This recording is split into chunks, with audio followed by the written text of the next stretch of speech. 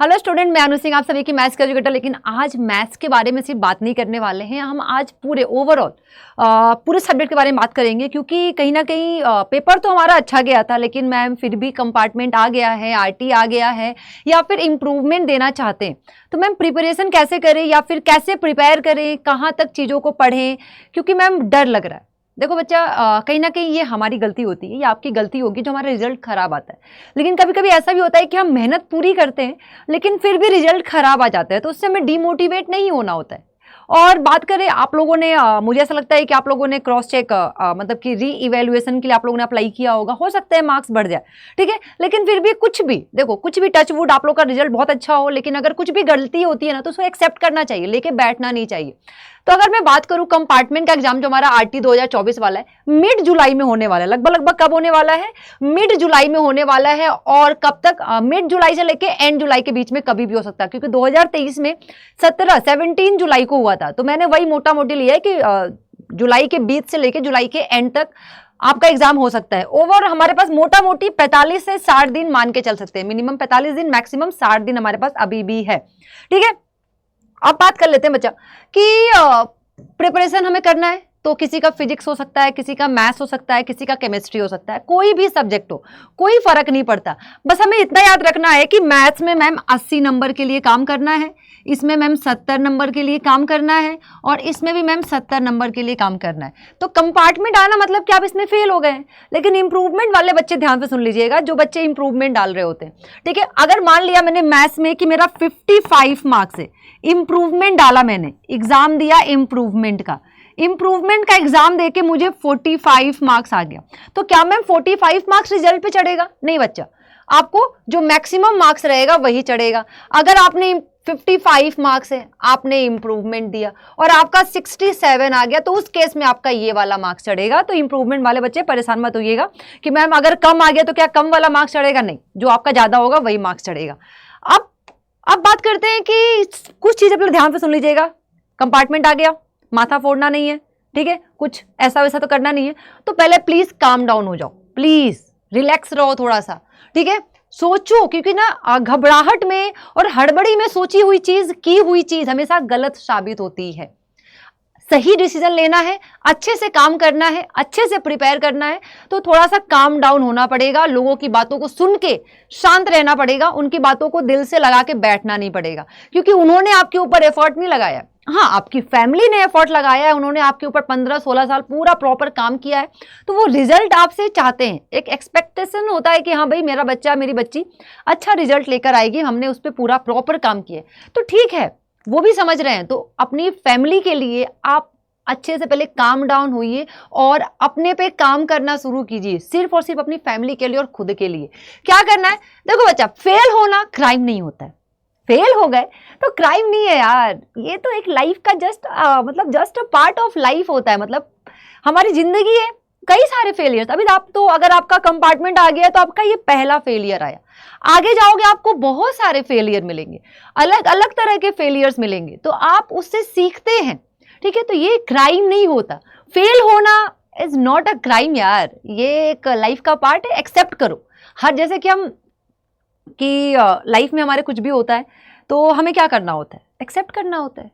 जो हमें मिल गया, जो हमने किया, हमें वो मिला, तो हम इसको एक्सेप्ट करेंगे, आगे बढ़ेंगे। तो ज्यादा कुछ नहीं है, ठीक है।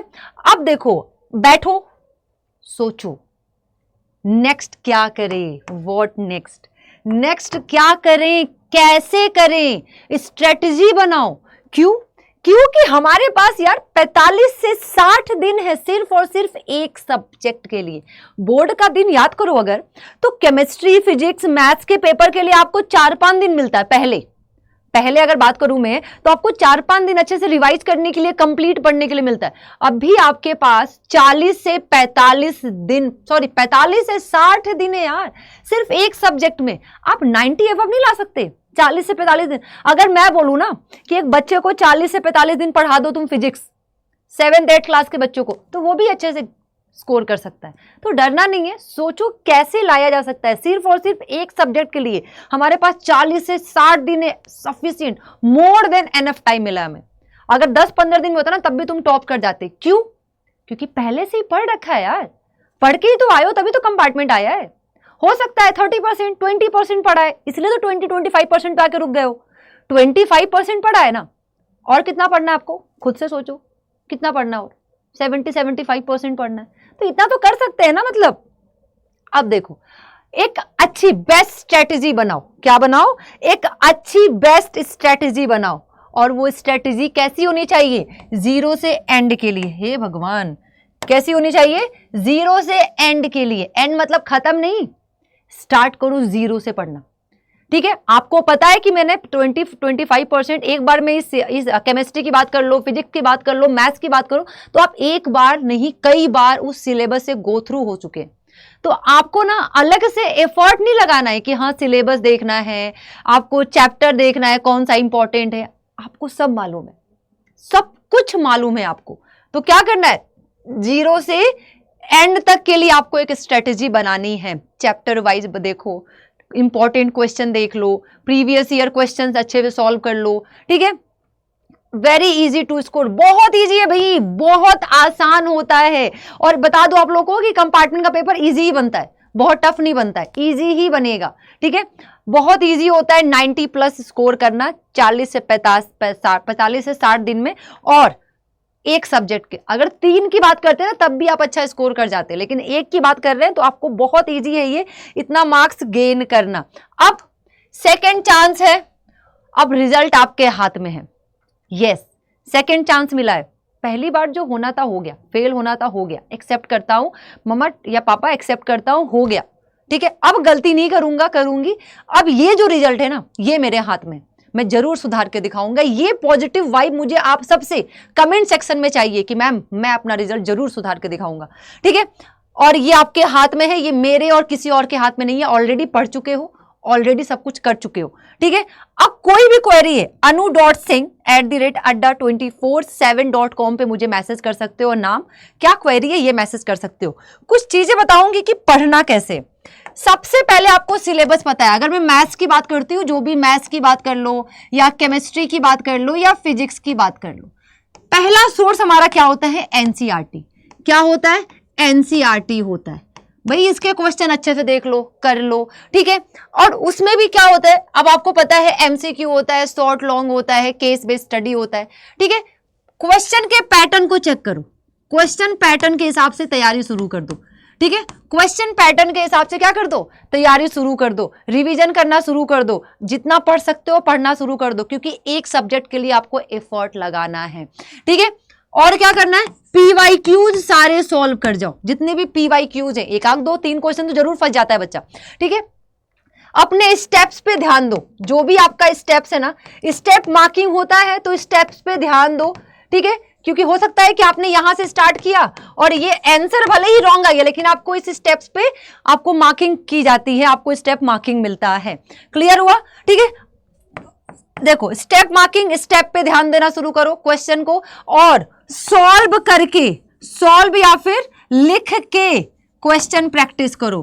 क्वेश्चन प्रैक्टिस करो, लिख के या फिर सॉल्व करके क्वेश्चन प्रैक्टिस करना शुरू कर दो। मैं ऐसे स्टूडेंट रही हूं कि मुझे ना लर्न करके ऐसे बोल दिया जाओ लिख दो, मुझे लिख के प्रैक्टिस जब तक नहीं किया मैंने, तो मैं एग्जाम में जाके भूल जाती थी। तो मैं लर्न करती थी, फिर उसके बाद खुद से लिखने की प्रैक्टिस करती थी, फिर लर्न करती थी, फिर लिखने की प्रैक्टिस करती थी, समझती थी। हाँ, बुक का लैंग्वेज फिर मेरा लैंग्वेज अलग होता था, लेकिन ग्रामेटिकली वो बिल्कुल करेक्ट होता था। तो आप ऐसा कर सकते हैं, एनसीईआरटी उठाइए, क्वेश्चन उसको एक बार अच्छे से पूरा पढ़ जाइए। ठीक है, रिविजन स्टार्ट कर दीजिए। अगर मैं आपको बोलूँ बच्चा, अब आपके पास क्या है, एक बार अच्छे से सिलेबस देख लीजिए, सिलेबस से कंप्लीट कर लीजिए, रिवीजन कीजिए। ठीक है, और क्या कीजिए? प्रैक्टिस कीजिए। क्या कीजिए? Practice by solving question, by writing any answer like short long, ये आंसर लिख के। ठीक है, ये अब करना शुरू कर दो। नोट्स नहीं है तो बनाने के चक्कर में नहीं, आपको मैं बहुत एक इजी सा मेथड बताती हूँ। ठीक है, आप बोलोगे तो नोट्स वगैरह आपको टेलीग्राम पे मिल जाएगा सारा का सारा। ठीक है, कमेंट करोगे मुझे, मैथ्स की बात करोगे तो मैथ्स का मैं नोट्स आपको जीमेल पे भेज दूंगी। ठीक है, ईमेल कर दूंगी। देखो बच्चा, साइंस अड्डा पे ना ये सारे के सारे केमिस्ट्री, फिजिक्स, मैथमेटिक्स, बायोलॉजी सबके मैराथन हो रखे थे, chapter wise previous year question हो रखे थे। एग्जाम से पहले केमिस्ट्री के पहले केमिस्ट्री का, फिजिक्स के पहले फिजिक्स का, मैथ्स के पहले मैथ्स का पूरा कंप्लीट मैराथन कराया गया है, तो आपको कहीं भागने की जरूरत नहीं है। आप सीधे साइंस अड्डा चैनल पे आए हैं और यहां पे जाके फिजिक्स देख लीजिए, आपको अगर फिजिक्स में है तो, केमिस्ट्री देख लीजिए अगर आपको केमिस्ट्री में आती है तो, मैथ्स देख लीजिए, पूरा कंप्लीट हो जाएगा। भागना बंद कर दो अब। 40 दिन अच्छे से दे दो स्ट्रेटेजी बना के, और ये 40 दिन में 90+ मार्क्स आपके हाथ में होगा। बस पूरा एनसीईआरटी कर जाओ, पीवाईक्यू कर जाओ, सॉल्व क्वेश्चन करो, प्रैक्टिस कर लो, रिवीजन कर लो और एग्जाम में जाके बैठ जाओ पूरा साइंस अड्डा से सारी चीज कवर करके। बस इतना करना है। ऑल द बेस्ट एग्जाम के लिए। अभी से पढ़ाई शुरू कर दो। वेट मत करो कि हाँ 10 दिन बाद पढ़ूंगा, 15 दिन बाद करूंगा। यकीन मानो 2 दिन पहले अगर अभी से स्टार्ट नहीं किया ना, 2 दिन पहले यही सोच रहे हो यार 45 दिन थे, 60 दिन थे, मैंने कुछ पढ़ा क्यों नहीं, खत्म हो गया टाइम। अभी बहुत अच्छा टाइम है, अभी से स्टार्ट करोगे तो बहुत इजीली 90+ स्कोर कर सकते हो। All the best.